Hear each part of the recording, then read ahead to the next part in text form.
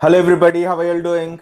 Welcome back to Man City Unplugged, your very own Man City fan channel. Wow, what a night it was! A night to rejoice, a night to look back upon all those years when we were, dropping out of the quarterfinals, out of the last 16, when our exits from Champions League were just ending with sadness and nothing else. Time to look back upon all of those things and rejoice and celebrate this evening. What a win it was! A win where we had to show our defensive steel, a win where we had to, commit to each challenge together as a team. That the defensive unit was fantastic.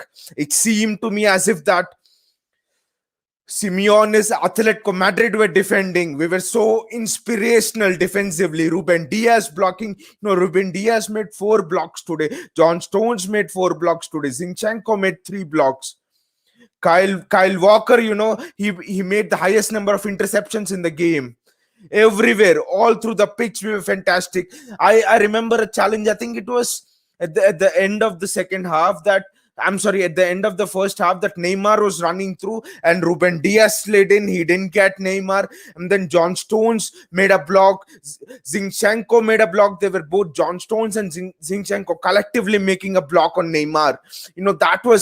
That was how much we were committed to win this game. That was how much it meant to us. I mean, Paris were really fast out of the blocks. It looked as if that, oh, is it just gonna be that repeat of that first half a week ago in Paris? Is it gonna be the same thing, a couple of years ago at Monaco, where we went with a 5-3 lead and then blew it away? Is it gonna be one of those evenings? All of those things were striking me, but right from the moment go, we looked as if we belonged on the stage. That for me was very important. Yes, winning was important at the end, the result, but then, like Pep Guardiola always says, the result is a consequence of how committed you are on the pitch. And right from the word go, we were not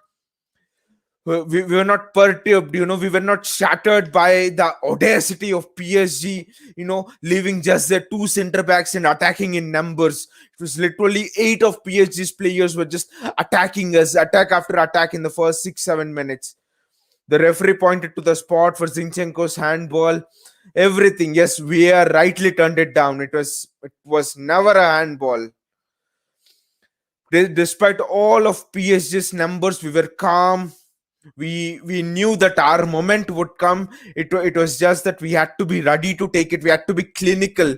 In the past, why we lost, why we were exiting out of the Champions League later stages, round of 16, the quarterfinal, because we were not clinical enough. A moment presents itself and you have to score, and Riyad Mahrez did that exactly. The angle was not easy. You had to put it across the keeper. It had to be pitch perfect, and Riyad Mahrez literally, he literally slotted in perfectly.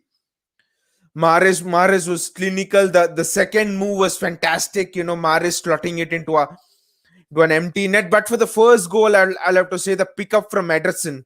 The pickup from Ederson was top notch. Zinchenko, staying high. Ederson picking him up. Zinchenko having the vision to wait for De Bruyne. And De Bruyne, how intelligent is he? He's the best player to me in the world right now. You can say Lionel Messi, you can say Ronaldo, I don't care. Kevin De Bruyne for me is the best player. The intelligence to drift into that space, to arrive at exactly that moment, take that pass from Zinchenko and have a shot off. Yes, it rebounded and fell to Mahrez, but everything above that move was classical. It was as if a classical Guardiola team, kicking back into gear. We are there, Istanbul. We are there. We are coming to try and conquer the summit of European football. Finally, the first time ever in the history of this club, even in the 60th minute, 55th minute, when we were just 1-0 up, I was still feeling those goosebumps. PSG can still make a comeback theoretically. 2 goals in quick succession, and the game is on again. It will go to extra time. I was still feeling those goosebumps inside me. I was still feeling nervous. Then the way those defenders at the back, the way Fernandinho, just a word about Fernandinho, the way he was defending, the tackles he was putting in. Fernandinho committed 10 fouls today and no yellow card. Just to put it in perspective for you, Fernandinho 10 fouls today, no yellow card, and Ander Herrera 1 foul, 1 yellow card. And it was a marginal foul as well.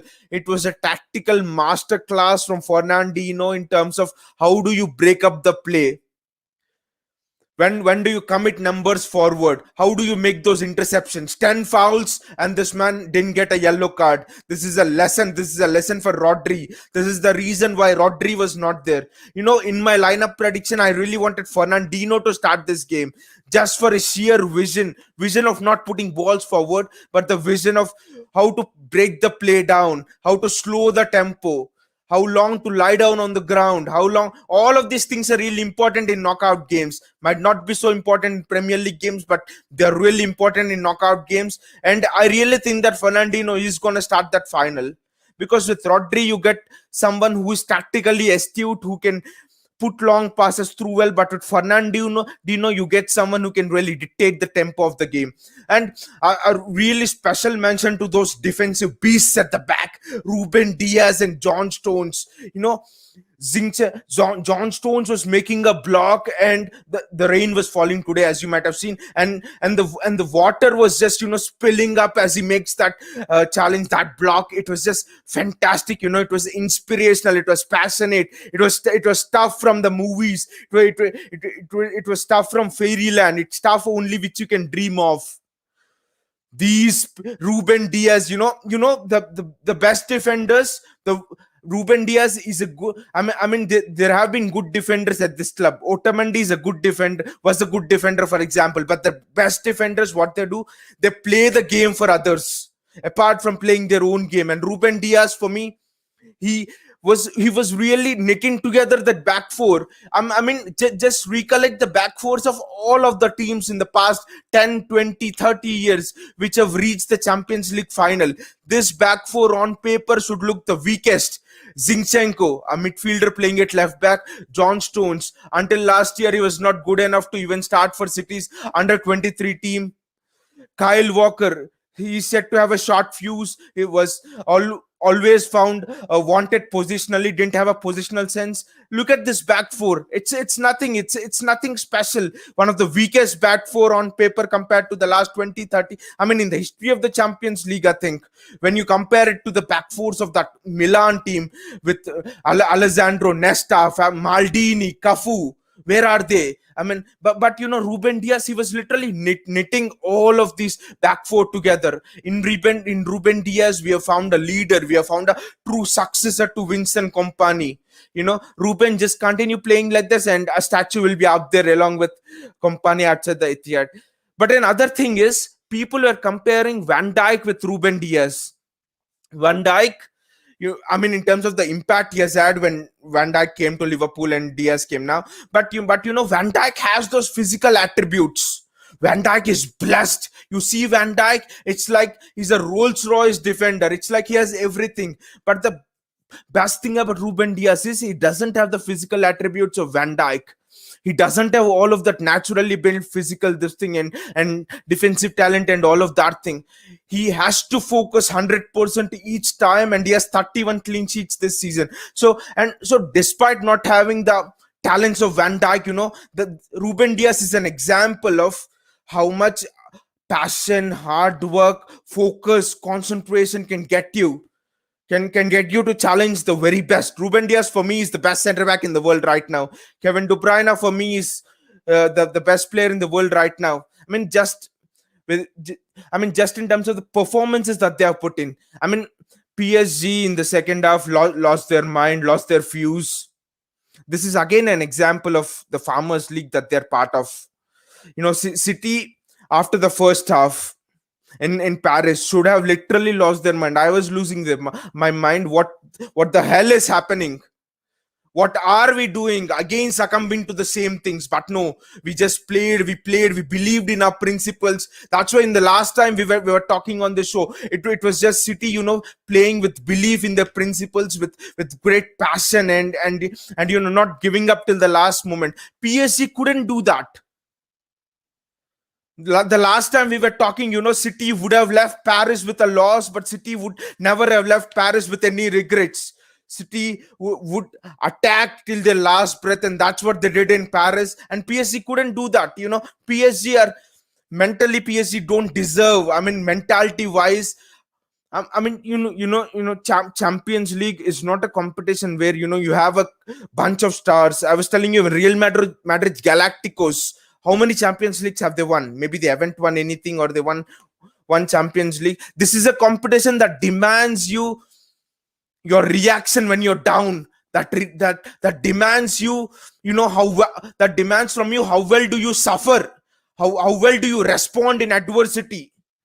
How well do you respond when the other team is on you? Pep Guardiola was saying throughout in the build up to the match that the team that suffers really well, the team that can still take suffering on its face and still laugh with joy in the midst of that suffering is the team that will progress. The team that can dance even in the midst of harshest winters, dark winters, is the one that will progress and ultimately win this competition.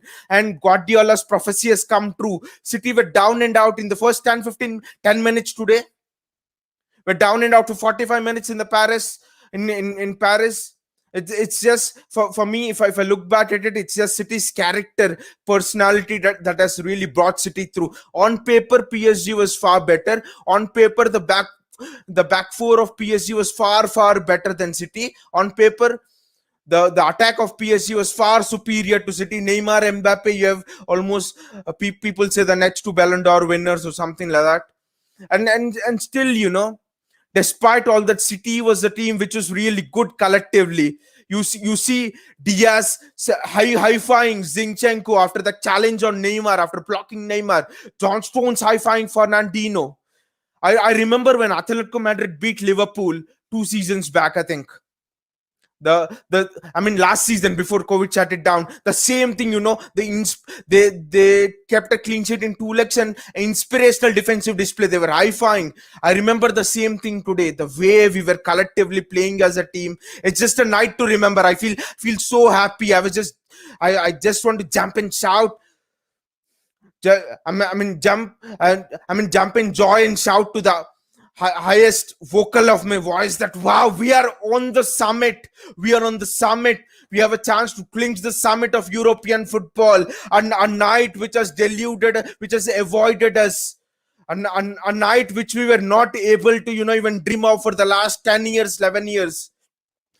All those nights, 2013, 14, 15, 16, when I was, watching these matches till 1:30, 2:30 in the middle of the night in India, and sleeping disappointed. Why did we not go through? As they said in the commentary at the end of the match, Mancini started it, Pellegrini built it, and now Pep Guardiola is here to give the final touches. Pep Guardiola is here to put City on the summit of European football. A night which many supporters didn't think would arrive in their lifetime. A night which many supporters didn't even dare to dream of. A night which many supporters were afraid to even think of. You can just imagine the magnitude of the occasion when most of the City players were crying after with just reaching the final. Generally, you see fans, players crying after they win the final. But no, this is what it means to us, just reaching the final. All of us City fans would have surely had a little bit of that tears going on in our eyes, that feeling, wow, tears of joy erupting from us as soon as the final whistle blew. That is what this occasion means to us.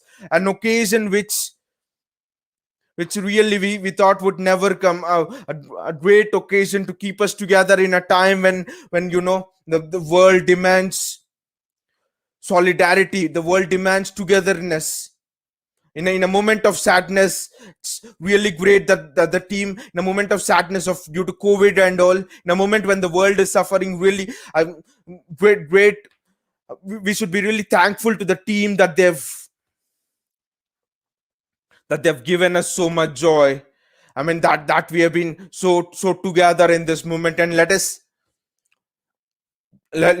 try to enjoy it for one last. I mean, let us try to enjoy it. Let us try to enjoy it till the Champions League final comes, and whatever might happen in the Champions League final, let's enjoy this occasion. Do not miss this occasion.